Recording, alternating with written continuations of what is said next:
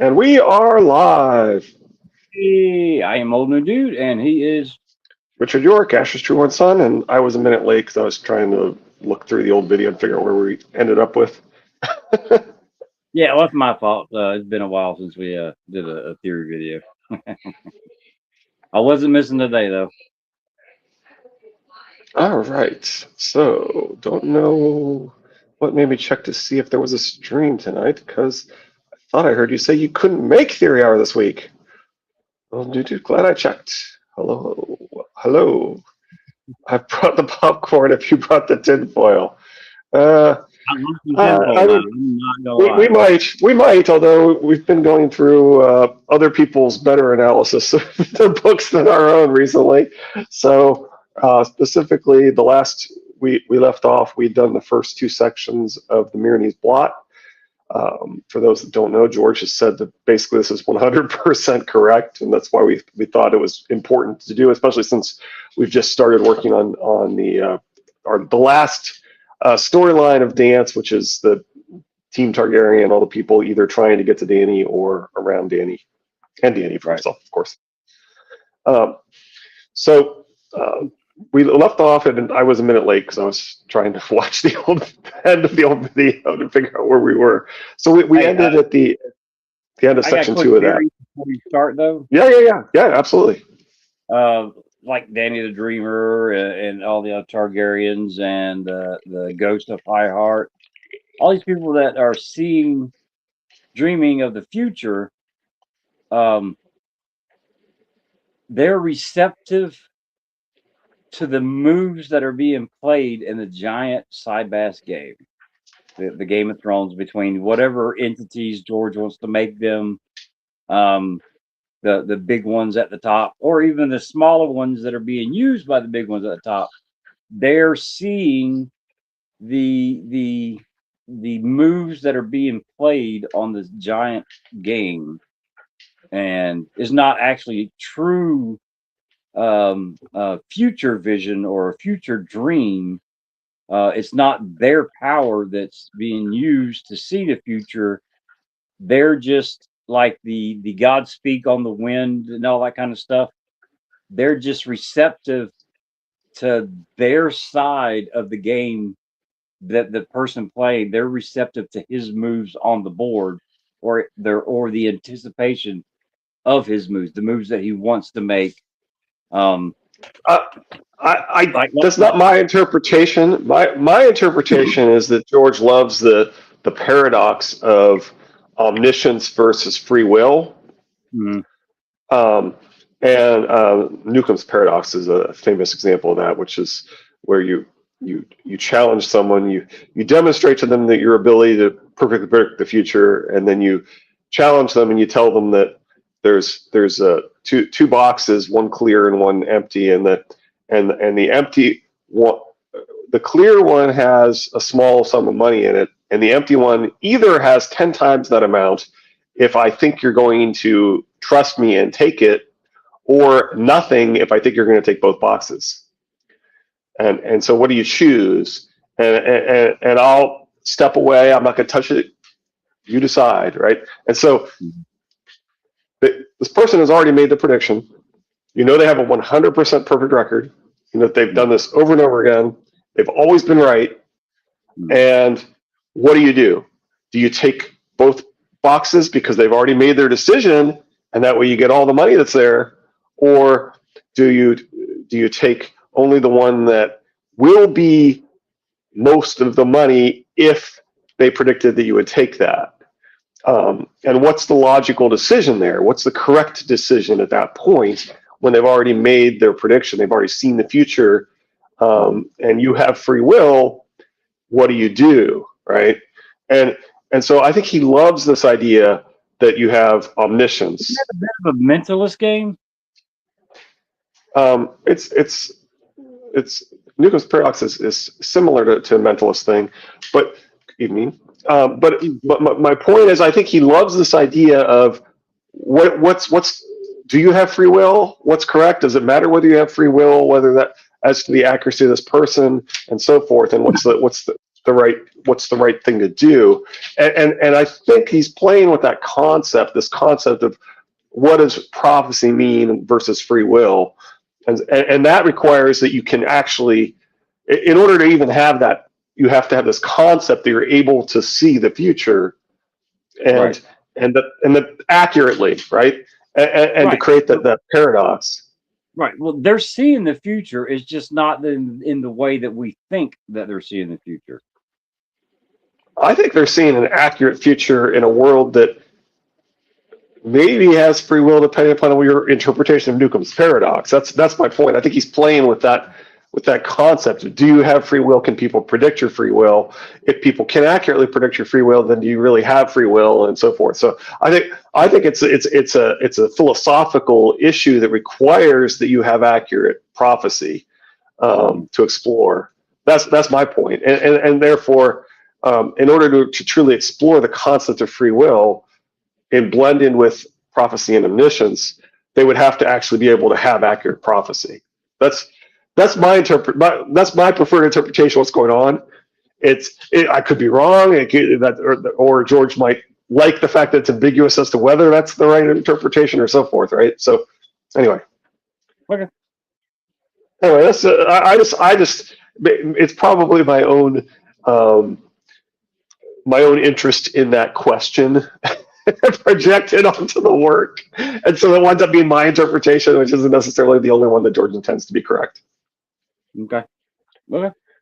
And yours is different, right? Yours is that they're seeing based upon which team is working with them and so forth. As if I'm understanding your suggestion correctly, right? And so that and it is interesting that we've had a few people say that prophecy is one possible outcome, which implies, and they've obviously had more experience with the prophecy in this world than the reader has, that Right. that there have been situations where it wasn't, right? Like Melisandre clearly believes that she can change things with regard to seeing Renly's armor destroy Stannis' Blackwater, even though that still winds up happening. She thinks that by taking out Renly that she's prevented it, although it seems like she actually caused it, right? And I think that's part of my point is I think George is playing with that concept of self-fulfilling prophecy and the fact that would it have happened had you not interpreted it that way? See, remember how we were talking about with the moves are being made by not pulling the heartstrings, but bringing up memories and stuff like that. Well, with certain characters like Cersei herself, if you give them a vision of the future or a prophecy, and then they try to stop it, you've just created the prophecy because you're making them try to stop it. We're discussing how prophecy works in this story, Kirsty.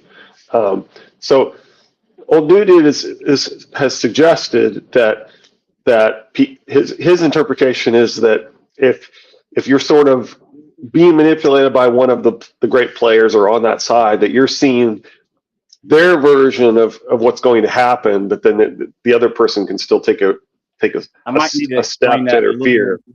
For Kirsty, I believe that there is a giant side bass game, just like Tyrion was playing in the last couple of chapters, that are being played by extremely powerful people. And that side bass game is what is being played to decide whether the long night happens. And underneath those great players, you have a middle management, like a Littlefinger, or actually a little above Littlefinger. You got the ones like that are green seers, powerful green seers, that are moving pieces on the board because the people above them are telling them to move the pieces on the board. And then you have the rest of the people that we see in the story are the pieces. And I'm saying that as the information trickles down till we get to that middle management and the moves that they are going to make, or even just the information from the tier 1 player to that middle management, that the Targaryens, the Ghost of High Heart, anyone that can see Maggie the Frog, anyone that can see a future, they're it's not seeing the future in the way that we think. It's not their power. They're just able to receive the moves or the future moves that the players that are playing the game are going to make.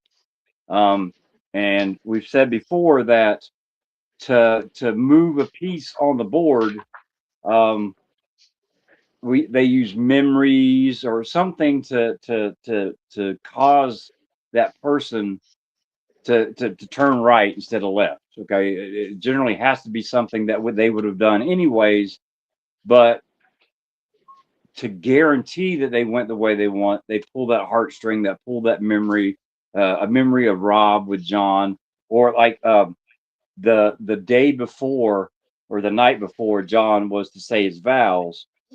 He was thinking of going home, going back to Winterfell, going to be with Rob, and then out of nowhere, there's a memory of Kat being a total bitch to him his whole life.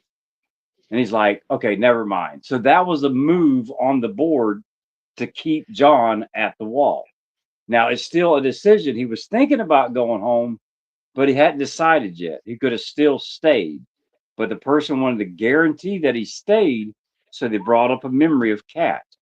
Um, and the like picking up, Picking up the signal. basically. Right. So the people that are seeing the future are seeing those moves that the players are going to make or want to make, or the players are using those people that can see that can see the future, to move pieces on the board, like Maggie the Frog. They show Maggie the Frog the outcome that they want Cersei to make, and then Cersei tries to stop the prophecy, which creates the prophecy. So if Maggie the And, Frog was and never able to see the move, then Cersei would have never made the move for whoever that player was, if that makes any sense. so I think most people consider time travel to basically be confirmed in the story, right? With for at least Hodor, and George's history with time travel is that he seems to believe in the quantum leap concept, that you can get by a lot of the paradoxes of time travel if people and I'll get to why I think he's going beyond his normal quantum leap approach in a second. Right. But if you look at George's time travel stories, they're kind of quantum leap style, which is to say they're working on the fact that there's free will in the past, and that you could maybe nudge people's free will in a different direction, and that you couldn't, and that in general it could create a lot of paradox if you go before your own creation, right? Once a future king, his Elvis Twilight story comes to mind. I was thinking of Unsound Variations and the one that has the same name as the Steven Seagal movie. What's the chess one? Sorry? What's the one where the guy's playing chess? Unsound Variations. Okay. Yeah, and it's somewhat similar to a real guy who used to host. He got like the world's best chess players to come. He used to host chess tournaments where everybody had to play the same minor piece sacrifice opening, and but arguably the greatest chess player of all time, Capablanca, the Cuban guy, is like if you look at if you correlate between the best supercomputers and people's play outside of the known opening book at the time, basically in his prime and maybe in Bobby Fischer's prime, those two are like the top in terms of how well did their chess moves outside of the known opening book of their day correlate with the best supercomputers of today. And he analyzed it, and he came up with the fact that you could always force at least a draw. And it turns out with deep computer analysis, you can figure out a way that you can just, with a series of incredibly hard to spot moves, you can actually just destroy that opening. But anyway, the point is, so actually, yes, it is possible to have an opening that looks like it's a brilliant opening with a minor piece sacrifice, and yet actually no, it's not a good opening. And that's kind of the whole story there of what's going on with the chess game there. But then there's also that was the opening move sacrifice. okay, yeah. But so anyway, we're way off topic on going into the different time travel stories. But no, that's all right. No, that's all right. That's all right. I'm just saying. I want to try and get back to the topic, which is what we were discussing. Which is okay. He likes the quantum leap theory. He likes this idea that you could change decisions in the past. Essentially, your consciousness goes back in time. You don't physically go back in time. You're changing how somebody chooses to act in the past. Nudging. Hey, remember when Kat was on the bridge going to the Erie, and we had she had a different sensation, and we said that was a move. Well, there's a time when Tyrion thinks about standing up and saving Catelyn and decides that it was crazy, and he doesn't do it. Yeah, and then on the bridge she has a different sensation, and we said that was a move that was erased by someone going back in time. I thought that was the Tyrion. I'm pretty sure it was Tyrion. I know it involves that error that it's in that travel, but I think I said in the Tyrion chapter where he thinks about standing up and fighting for Cat, and then decides that's crazy. Why would I do that? Basically, right. and he goes. And he's the one that goes, for no particular reason, you turn left instead of right or something like that, right? At the top of the wall. So it's like in the first book, he was being really careful, and especially using Tyrion a lot, which people, Tyrion is under siege. That's it. Under siege, I think, is the story. I think the POV characters are the pieces. Those are the ones that the players are moving, and those POV characters move causes the NPC characters in the background to make certain moves. And the reason why I think he's going to go beyond that, he's going to go beyond those rules, is I think he's playing with the concept of God as part of the story, right? And God the Father being wed to the trees. And so if Bran represents God the Father and represents time travel, then if he actually goes back before his own creation and puts into events that create himself, then he becomes the paradox of God, which is how can God exist and God has to create himself, right? And so I do think that he might be playing beyond Quantum Leap in the case of this story, because I think it's actually about God. Right. Anyway. Well, I mean, just thinking of the chess story, that research going into that book, I think has helped create the giant side-bass game being played in this book, and the moves that need to be made and counter moves and all that kind of stuff. So yeah, I was way off topic. I think it's called the Rice Gambit. If somebody wants to look it up, and I think Rice is the name of the businessman who insisted on like bringing all the best chess players, and I think it's called the Rice Gambit. Back in the day, anyway, on the sub, I had this electronic chess set that, as long as I set it to easy, I beat it. The second I set it up one notch, I got my ass kicked pretty good. And there's plenty of chess apps out there you can download and play against different level of bots and so forth. I have to give you one. It's been a long time. I like brain teasers. I have to do like the puzzles that are online. Yeah. Mate and 3, that kind of thing. I just heard a weird noise. I'll be right back. I can see if something happened. Go ahead and start. Yeah. Okay. So we were finishing off, and I'll just read the last paragraph again. So we were finishing part 2 of the Myrdis Blot. So this is Adam Feldman's analysis of Dany's arc and dance, which George has said is basically 100% correct.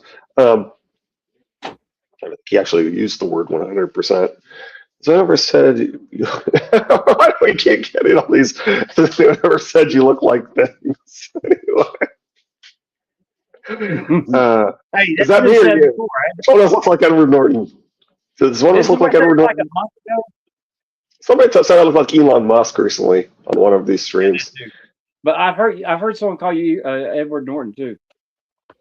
Really? Elon Musk was the last one somebody said, and I think Okay. before that Right. was And somebody this one said. says Edward Norton. You saying you Right. think somebody has said that before? It could be. Yeah, you had to Anyway, go back and watch all the live streams to try to remember what it was done who do to. you look like? Me, I look like Ted Cruz with a crappy beard. I was going to go and read the last paragraph before we jump into this. So why does Danny herself see things so differently? Or maybe I should read the sentence before that. The Harpy piece is ruined by Barrison's coup, and the Yuncus piece is ruined by the Drogon caused disaster. I'll just read the last two. The last two are called conclusion. We'll read the conclusion, then we'll move on. Conclusion. So, for both the Harpy and the Yunkish, it seems that the supposedly one-dimensional, obviously treacherous, villainous slavers are actually rational actors, able to agree on a mutually beneficial peace. In both cases, the peace deals agreed upon are not scuttled by any actions from the slavers. The Harpy piece is ruined by Barristan's coup, and the Yunkish piece is ruined by the Drogon-caused disaster at the fighting pits. So why does Danny herself see things so differently? Upon achieving the twin pieces, why does she feel an overwhelming sense of defeat and dismay? That is, after all, why most readers are so negative about the pieces. To understand Danny's reaction, we need to take a closer look at what GRM is doing with her character arc in A Dance with Dragons. And one reason I think it's so important that the pieces are real is that this makes Danny's arc a lot more interesting. Untangling the Myronese Knot Part 3, Danny's struggle with herself. And of course, George loves human heart in conflict with itself. I believe it's a Faulkner quote that he likes to throw out there. So, what was the point of Danny's sojourn in Marine? Many just dismissed it as wholly filler, without any real purpose at all except to pad out the books. Others think that Danny as a character regressed, returned to a state of incompetence, naivete, and passivity. Sorry. Others think the point was about the point was about giving Danny practice ruling so she could make mistakes and eventually become a better ruler once she reaches Westeros. Here's why all those interpretations miss the point. The human heart in conflict with itself is the only thing worth writing about. As we said, it's actually, he's attributing it to George. George attributes that to Faulkner, I believe. Okay, he does say this. This quote from William Faulkner time and time again in interviews. Yet many readers haven't fully internalized it. It means Martin is not interested in merely showing characters leveling up like a video game, progressing from incompetent naif to awesome badass. His main interest is in exploring his character's values. And throughout the series, he creates drama by forcing characters to choose between their core values. Love versus duty, honor versus pragmatism, vows versus innocent life. How do you think they solved the Harpy situation on the inside of Marine? I wonder if Tyrion can solve it. I think that the part of the point of this is that Danny is choosing war over peace and going to come with fire and blood to wipe out the slaves. And the point of having Danny and the Targaryens have fire and blood is a reference to Fever Dream and the fire and blood near the end of it when the main character finally, Abner Marsh, I think is his name, and when he finally figures out that he starts off, he's very negative about this concept of abolishing slavery, and then he realizes that abolitionists actually do have the right of it, that it's such an evil practice that it needs to be wiped out with fire and blood. Right? And it's his growth to realizing that the status quo is unacceptable and that we should be okay with war if that's what it takes to eliminate slavery, right? And Right. George has talked a lot about the fact that he thinks sometimes war is justified and sometimes it's not. And part of the point of what is one life versus the life of one bastard boy versus is that war itself is about conscripting huge amounts of young men, which he's made kind of deliberately 16 and even under that age in some cases in his story, so it's more blatant that what's going on when you choose war is that you're killing lots of innocent children, right? And he wants to make that point clear that you're killing lots of innocent children if you choose war, which then makes Stannis's argument much more question. If you're willing to sacrifice one bastard boy, if the alternative is war, and if that war is going to involve conscripting lots of underage boys who are going to die, doesn't then does that make it, does that make the question more interesting and so forth, right? And so he's Death trying to of ask 10 these philosophical questions. does the death of 10 boys equal saving the life of one boy, basically, Right, in kind of a right. nutshell? Yeah. So, I Wait, mean, but here they serve cookies at the time you start. And so, based upon Adam Feldman's analysis, which George has said is correct, right? Danny is essentially choosing. She's completely successful in bringing peace to Marine. She's completely successful in bringing peace with the slavers. These are two different pieces that would have held, aside from some interventions that occur that aren't in her control. She thinks she failed. She's going to come back believing she failed. She's going to come back choosing fire and blood to wipe out slavery, right? right. And so you ask the question, well, what's going to happen? The answer is Danny's going to come back, and she's going to be a dragon. She's going to be the fire and blood that represents abolitionism. The dragon has been moved on the side bass board.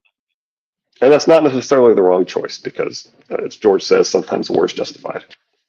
Right. Well, I mean, here's a philosophical question. The 186 children that were, whatever the number was, that were spiked up there pointing the way, was the equal amount of masters done? Was that justified? Halfway through reading A Storm of Swords and never watched the show, but why wasn't Tyrion assassinated while healing from his wounds from the King's Landing sea battle? Well, and that's George needed him to the end of the well, I think that's supposed to be indicative that whoever wanted him dead was not actually around to finish the job. So I've heard the theory that we have a Kingsguard who lives for his duty and who knows that Tyrion has struck the royal blood and so forth, and that he may believe that Tyrion is the enemy of Joffrey and just be acting on his own.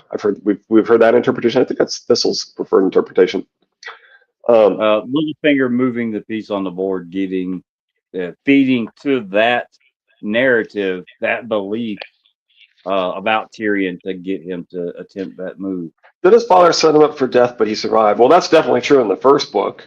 So I think the implication is that neither Cersei nor Joffrey nor Tywin were actually dead set on him dying. I think that's the conclusion there. So then that raises the question of, so who was it who thought he needed to be killed? I personally like the interpretation that it was Dorcas Varys, but I realize that he's also there and he could probably also finish the job. So I realize that pokes a hole in my theory. I like the theory that it was Littlefinger to try, because he knew how smart Tyrion was, and the discovery of the things that Littlefinger was doing with the copper was going to come out, and he did not want Tyrion. He didn't want it to come out yet. I think Clash is a better book if Dorcas Varys is trying to kill him personally. Okay. Have you ever read Clash thinking that way the whole time? If you read Clash thinking that way the whole time, I think it makes it a better book personally. Yeah. Yeah, so that's my preferred interpretation. All right, so let's continue unless there's more you want to say on either of those topics. You good? His father definitely wanted him dead, that's for sure, but he wasn't willing to stick his neck out too far to make it obvious that he wanted him dead. I think he mostly wants him to die in a cause serving House Lannister, and so I think he feels like if he can make Tyrion die in a situation that serves his house better, then he's in favor of him dying.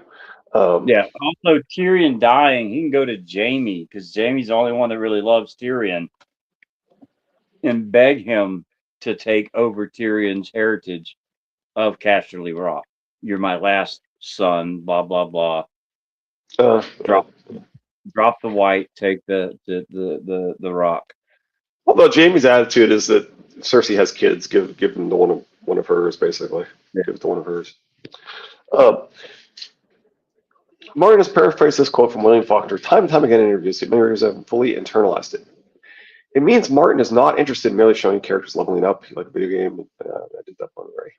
His main interest is exploring his character's values. Yeah, we did that too. Love versus duty. Yeah, I did that all the whole thing. Okay. With that in mind, a closer look reveals that Dany's plotline in Marine has been very cleverly designed as a series of tests of her values, and one value in particular. Each test is designed to ask, how far will Dany go to make peace and protect innocent life? With nearly every new chapter, Dany is asked to give up something else she wants or desires for the good of the Marinese people. The use of her dragons, a share of power in Marine, some of her anti-slavery reforms, her desire for vengeance, her desire to right every wrong she sees, her distaste for cultural practices she finds aberrant, her sexual autonomy, her happiness, her pride, her chance at Westeros. Dany's arc is revealed in how she responds to these tests and how she tries to balance her moral ideals against her own darker impulses and desires. Part of Dany genuinely does want peace and wants to sacrifice a great deal to protect innocent life, but another part of her would rather she take what she wants through fire and blood. The main drama of the Marine plot line lies in Dany's mind and in her choices. On the surface, she's struggling with the Meereenese, but her most crucial struggle is with herself, and the outcome of this struggle will have momentous consequences for Westeros. Dany's motivations for making peace. Dany entered Meereen as a violent conqueror and avenging dragon. Motivated by her disgust at the treatment of slaves, she decided to overturn the slave trade throughout Slaver's Bay by force. Earlier, she had left the now free city of Astapor in the hands of a council of former slaves, a healer, a scholar, and a priest. But by the last chapter of A Storm of Swords, she learns her council has been overthrown by Cleon the Butcher King. Dany is forced to ask herself what her influence has wrought. Missandei leaned close to Dany. He was a butcher in Groston's kitchen, the girl whispered in her ear. It was said he could slaughter a pig faster than any man in Astapor. I've given Astapor a butcher king. Dany felt ill. The master of the Indigo Star was Carthene, so he wept copiously when asked about Astapor. The city bleeds. Dead men rot unburied in the streets. Each pyramid is an armed camp, and the markets have neither food nor slaves for sale. And the poor children. King Cleaver's thugs have seized every highborn boy in Astapor to make new unsullied for the trade. It will be years before they are trained. The thing that surprised Dany most was how unsurprised she was. She found herself remembering Eroe, the Lazarine girl she had once tried to protect, and what had happened to her. It'll be the same in Marine once I march, she thought. So Dany quickly learned that violently overturning the status quo without staying behind to build a new status quo left only new horrors behind in Astapor. The city's fate only grows grimmer in A Dance with Dragons when it collapses into utter hell. Astapor is a constant reminder to Dany of why she can't simply leave Marine behind. Once A Dance with Dragons begins, it's clear that simple conquest through force has not brought peace in Marine either. Dany faces many problems in the opening chapter, the foremost being the Harpy insurgency murdering her allies. But the chapter closes by revealing a killing that wasn't committed by the Harpy. It were the Black One, the man said in a Giscari growl. The winged shadow.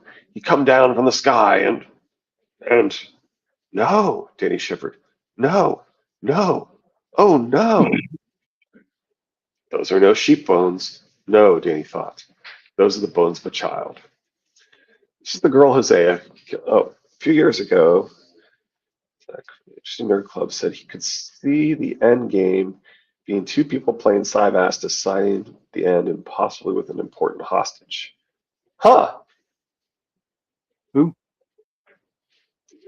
So the Interesting Nerd Club said that he could see the end being two people playing Cyvass, deciding the end and possibly with an important hostage. That George would turn it into a game of chess at the end. Interesting. So we're saying that So I googled supernatural literature movies now. Involving two main people playing chess for the endgame. In the film The Black Cat from 1934, Bela Lugosi and Boris Karloff. Dracula and Frankenstein. Huh. I like Wouldn't it. surprise me if George is familiar with that. Interesting. Some of those are very famous actors in those roles. Yeah, yeah, I like that. I like that's gonna happen. I But a can get sinister behind that. game of Hold on a chess for the second. life and liberty of a young woman. George would have Hey, seen that for sure. what was that, Zach? From what? Uh, we got to go back up, right? The Yeah, Interesting over Nerd Club. The okay. Interesting Nerd Club. Yeah, just scroll back up. Couldn't see it All since right, it only thanks, man. doubles up things. All right, Never cool. had the pleasure of reading the Song of Ice and Fire books, but I know a bit about them. I like the theory that George won't bring John back. I suspect that he won't be back as a POV, but that he will be raised from the dead because I think he has Now, Jesus I'm symbolism. very curious. I've said before, when John comes back and we do not get a POV from him, it might not necessarily be John, or it might not necessarily be only John.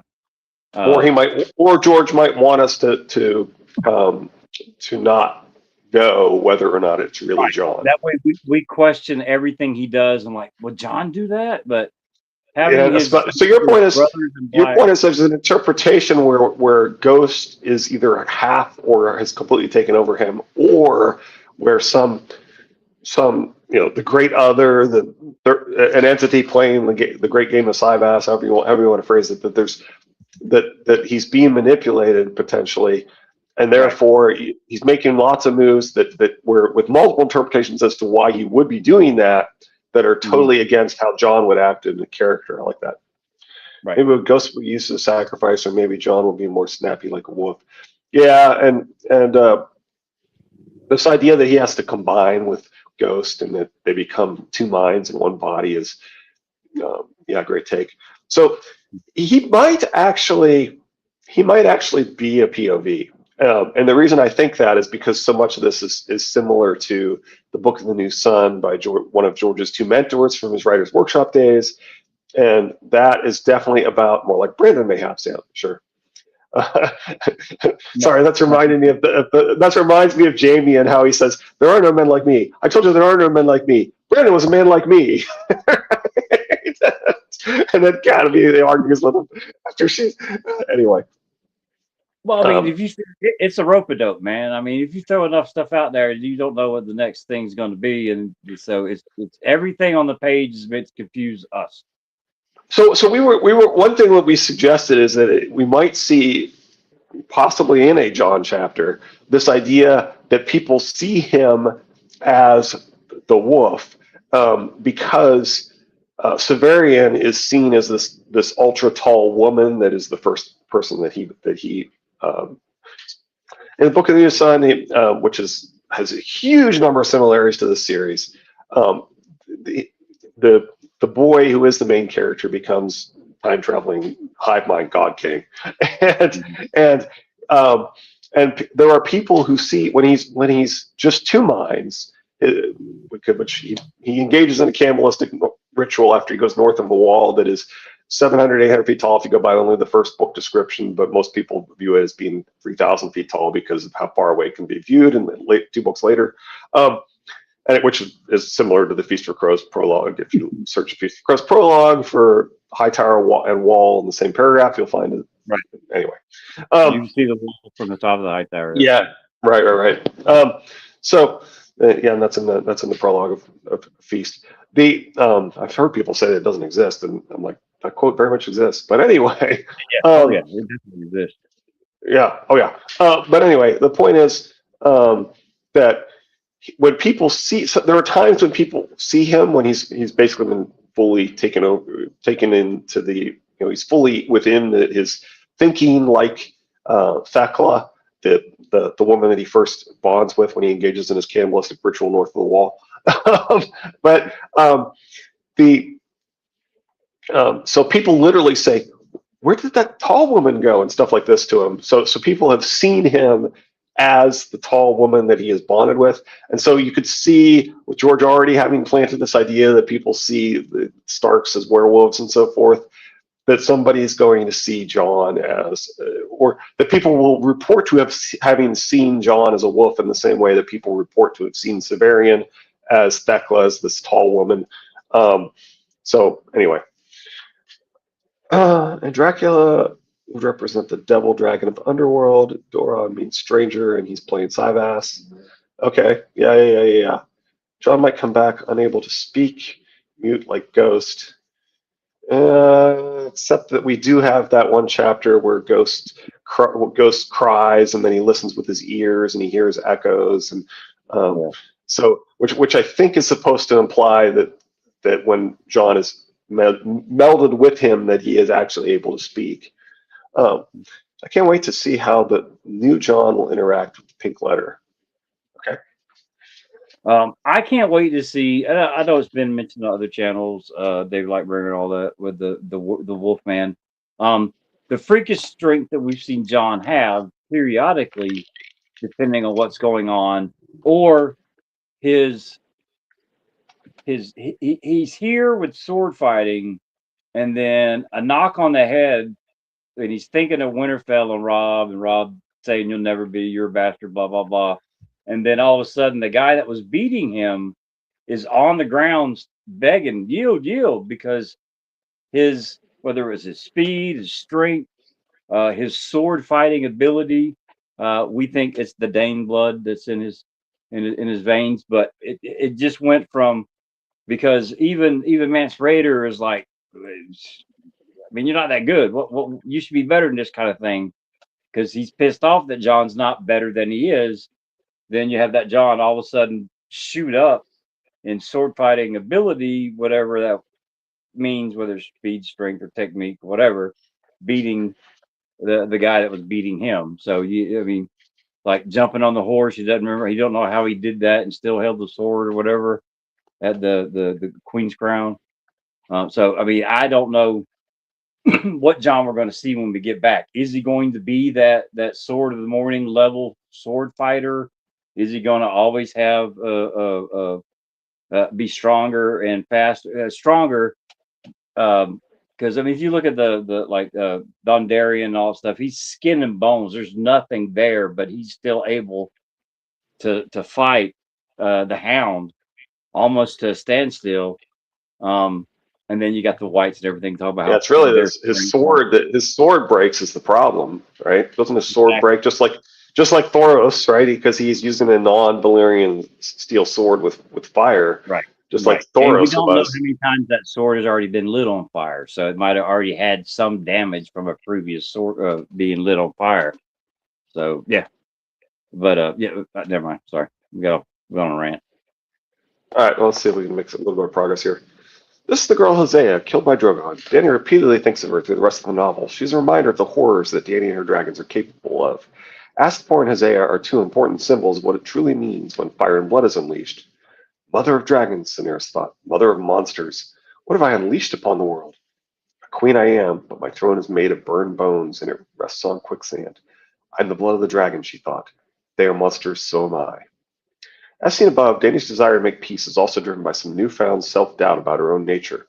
Back in her final A Storm of Swords chapter, Barristan explained the concept that many Targaryens have the taint of madness. These words haunt Dany throughout the rest of that chapter, and in Meereen as well. Note below that, as she announces her decision to stay in Meereen, her mind flashes to wonder whether she is mad. Yeah, and we pointed out that there's lots of times when she's wondering whether she's mad and so forth. She's using Right. her fear of her darker side to motivate herself to achieve something good and constructive. Aegon the Conqueror brought fire and blood to Westeros, but afterward he gave them peace, prosperity, and justice. But all I brought to Slaver's Bay is death and ruin. I've been more called than queen, smashing and plundering, than moving on. You brought freedom as well, Miss Sandy pointed out. Freedom to starve? Asked Dany sharply. Freedom to die? Am I a dragon or a harpy? Am I mad? Do I have the taint? What madness is this? I will not let this city go by the way of Astapor. I will not let the harpy of Yunkai chain up those I've freed all over again. We can see these comments stay with Dany because she alludes to her greatest fear in Dance with Dragons. In the previous draft of the chapter, Martin had her express that fear more explicitly. My fears were burned away the day I came forth from the fire. Only one thing frightens me now. What is it that you fear, sweet queen? I am only a foolish young girl. Danny rose on her toes and kissed his cheek. But not so foolish as to tell you that. She looks at Sir A Barristan and quick tells him that question. she would. When was she a better ruler? When she was filled with the dragon fire and she was the dragon and was decisive and this to be done, I want this done, or when she started second guessing herself and became the little girl that she calls herself sometimes. This is awesome. I didn't realize that he pulled in the earlier draft and found what she's afraid of. This is Okay. awesome. Mhm. Uh, I, this is a better answer. She doesn't phrase it as madness or the taint, although it could be interpreted as that way. Mhm. She looks at Sir Barristan and tells him that she told Zaro that she feared only one thing, that she would not tell the merchant what. Sir Barristan guesses that she only fears her dragons, which is Okay. kind of right, but she says, myself, Danny tells him, which is sort of the dragons, it's sort of the taint, it's sort of madness, Mhm. but it's an interesting way to phrase it. Right. Right. Yeah, I agree. Danny's violent impulses. Danny has good reason to fear herself. We can think of her as having two sides, mother and dragon, and and wolf. But that's Did see, she fear them see, because Travis she wasn't? Hunter before. Did she fear them because she wasn't fully bonded with Drogon the way she's supposed to be? Well, Because there was no she one there. fears that she has unleashed monsters upon the world, right? So that's Right. what I Right. meant by that's what I meant by Barristan's not wrong, right? Right. And she thinks of herself as a dragon and as their mother and so forth. And so saying myself could also be interpreted Barristan's way. It could be Mhm. interpreted as madness and the taint. It could be just interpreted as her own violent tendencies and so forth. Yeah, I shiver every time you say taint. Sorry. Uh, but isn't at the end of the book that scene of her on the Dothraki Sea with the hunting party, looking like hell warmed over, and then you got Drogon behind her? Wasn't that meant to be okay? This is it. Danny is fully bonded. Drogon is fully bonded. We're about to see some shit from this point on. Knowing George, he probably considers that to be a valid interpretation that he could explore, and also other interpretations are Other also valid. interpretations. Yeah, yeah, yeah. Knowing Yeah. George, that's probably an When I interpretation that he talked to intends. George, he told me I was right. That's what Yeah, George said. Sorry. absolutely. Danny's violent impulses. Danny has good reason to fear herself. We can think of her as having two sides, mother and dragon, and I would argue dragon and wolf as well. See, Triple Targets episode 4. And her dragon side is capable of great violence and cruelty when she is angered. She grows particularly angry when she feels something is incredibly unjust or evil, and she wants to respond with violence. So, in revenge for the Marinese slavers' crucifixion of 163 slave children, she crucified 163 slave prisoners. And then later, when George is 63, he writes the chapter with the Ironborn and has the 63. Anyway, off Mm. topic, but in reference to John being mute, Danny's House of the Undying visions of the guy at table with Wolf's head looking at her with mute appeal. Everyone reads that as looking at Danny, finding her attractive. I don't think that's what he's saying at all. I think he's asking her to avenge him, right? But isn't it a sign? Yeah, it's a sign. Exactly, it's a sign of plea for help. And being robbed doesn't make sense. It tracks being John, don't you think? Um, Maybe. Huh. Okay. That's a great interpretation of it. That Yeah, not I like only that. Everybody it's not automatically Rob assumes. Yeah, begging for vengeance, it's John begging for her help. Okay. I I like like that. that. That's an interesting interpretation. Well, I mean, you got to stop and Huh. think. His wolf is silent. Doesn't speak. He's about to have the wolf in him. Man, I never even thought about that. I like that. I like that a lot. Everybody automatically assumes Rob, and leave it up to George to pull a rope a dope, and it'd be John. Yeah, that's not. I like that, Chris. How many? One old woman had asked, sobbing. How many must you have to spare us? 163, she answered. She had them nailed to wooden posts around the plaza, each man pointing at the next. The anger was fierce and hot inside her when she gave the command. It made her feel like an avenging dragon, But later, when she passed the men dying on the posts, when she heard their moans and smelled their bowels and blood, Danny put the glass aside, frowning. It was just. It was. I did it for the children. Even though her righteous anger is understandable, Danny's indiscriminate revenge killing of prisoners of war makes her queasy. Should make us queasy too. Early in the Dance with Dragons, she unleashes one more extremely disturbing bit of violence. Again, because of righteous anger, and while thinking of herself as a dragon, she responds to the murder of innocents by approving the torture of innocents. Yeah, we've definitely talked about these. Fate. Three, yeah, the torturing of the daughters because the father might have witnessed something. And it's the difference to the actual 163. It's interesting that he turned it into the 63 later, which was when he was 63 years old. But it couldn't have been planning on that, right? So that's a good question. I don't know.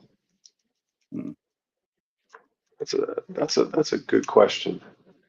It's the one significance of 163 is often associated with angel numbers, which hold spiritual meanings. The number 1 represents new beginnings in leadership, encouraging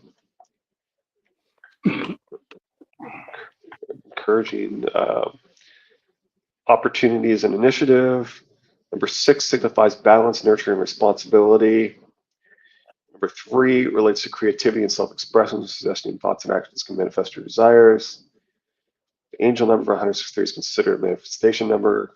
Focus on your goals, trust your thoughts and beliefs will lead to positive outcomes. Spiritual growth symbolizes spiritual growth and the importance of connecting with your higher self in the divine realm. To admire, trust your instincts, to take responsibility for your life, to let go of fear and doubt. Sounds interesting. Did anything happen in the year 163 in A Song of Ice and Fire? Awesome question. Year 163, A Song of Ice and Fire.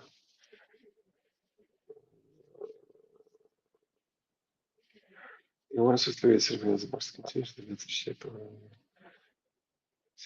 detail time for the conjuring sources. The Song of Ice and Fire timeline. Westeros timeline of major events. 163. It should be before Bloodraven. I don't know if there's a whole lot going on in 163. Who's the king? The young dragon is 157 to 161. Yeah, there's really not a whole lot going on between 161 and 170. The timeline literally doesn't show anything. Is it Joe Harris that is in 163? Baelor the Blessed is doing his big walk in 161, so he would still. Oh, what if? I wonder if that's the year that Diana the Defiant might have given birth to David Blackfire. Maybe that's the birth of Blackfire. When is David Blackfire born? Daemon Blackfire birth. What year is that? Around 170. Huh. Are they in the maiden vault? When are they placed in the maiden vault? Or when did she marry him?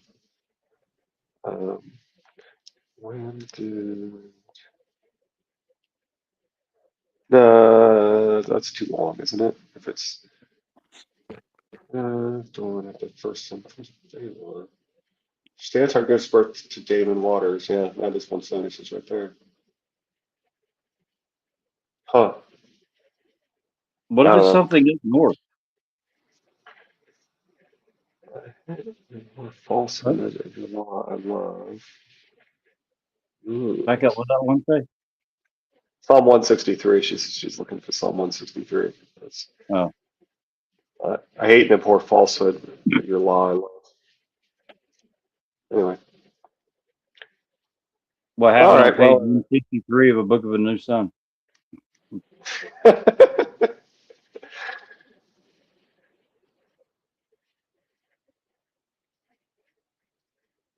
Well, King Baelor can't have died in 163 if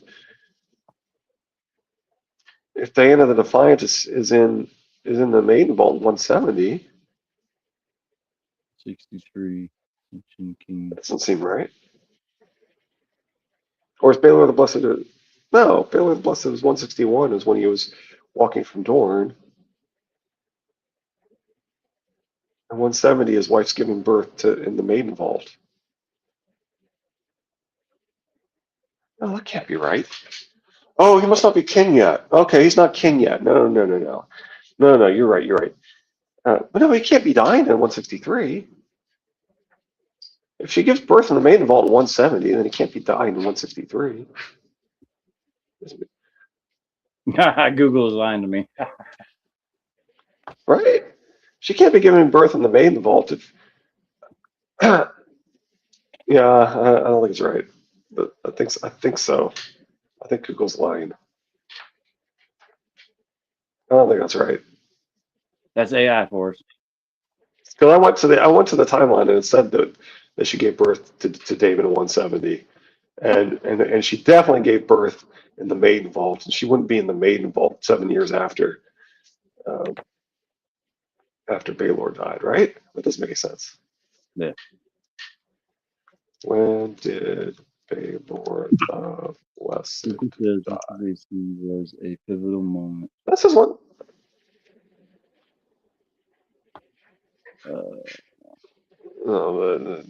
Get brought up to 161 where his brother died. Where does he die? He dies in 171. Yeah, Baelor the First dies in 171. Says Google says 163 AC was a pivotal moment in transition between rulers. He ruled in 161. It says 161 to 171. So that's not right. That is not right at all. Google Now has they not did read change. They did change some of the timeline in the book. I mean, in the show canon, but I don't think they would have changed that. well, which is Google pulling from though. I don't know, but yeah, you should be 161 to 171. So I don't know. Anyway, We're out of but we're time. almost out of time. I'm trying to see if there's a good stopping point after this that's reasonably close, and I think the answer is no. Not as wordy and as much information is in this note.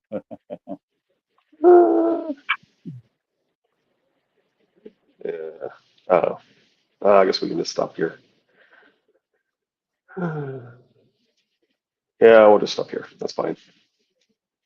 We started on Danny's violent impulses, and how they turns from violence toward peace. Maybe it isn't that far after all.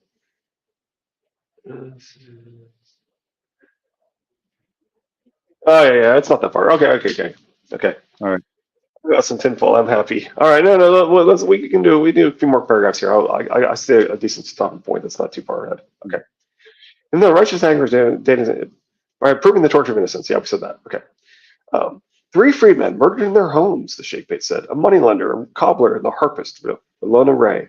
They cut her fingers off before they killed her. The queen flinched. Rellona Ray had played the harpist sweetly as a maiden. When she had been a slave in Yunkai, she played for every highborn family in the city. In Marine, she'd become a leader amongst the younkish freedmen, their voice in Danny's councils. We have no captives but this wine cellar? None, this one grieves to confess. We beg your pardon. Mercy, thought Danny. They will have the dragon's mercy. Skahas? I've changed my mind. Question the man sharply. I could, or I could question the daughter sharply whilst the father looks on. That will bring some names from him. Do as you think best, but bring me names. For fear was a fire in her belly. In the same chapter, Danny orders hostages to be taken from the noble families that are suspects. She fears that she might have to do to the hostages. It seems to be telling herself she might go through with it. They're afraid for their children, Resnack said. Yes, Nearest thought, and so am I. You must keep them safe as well. I'll have 2 children from each of them, from the other pyramids as well, a boy and a girl. Hostages, said Skaz happily. Pages and cupbearers. If the great masters make objection, explain to them that in Westeros is a great honor for a child to be chosen to serve at court. She left the rest unspoken.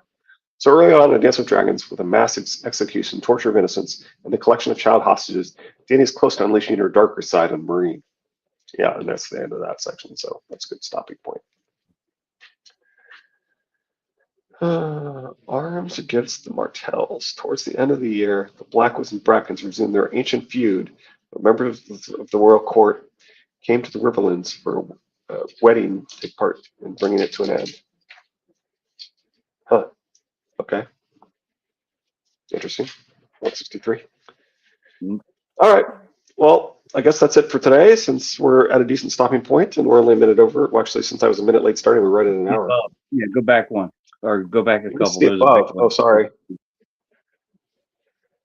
The king resumes his role in running the realm after his long recovery from the hours of his march of penance through Dorne.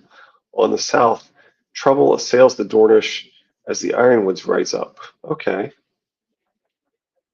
There's up arms against the Martells. Towards the end of the year, Blackwoods and Brackens. Okay. Okay. Thank you the research there, Kirsty. Okay.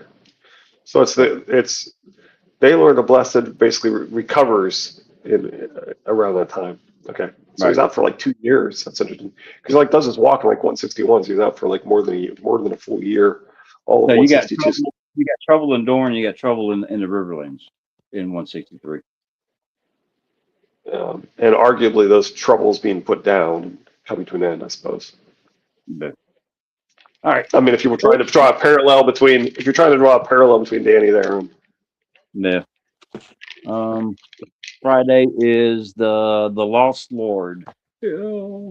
Yes. All right. Thank y'all for joining us for long-awaited theory hour. We got a little bit tinfoil in there.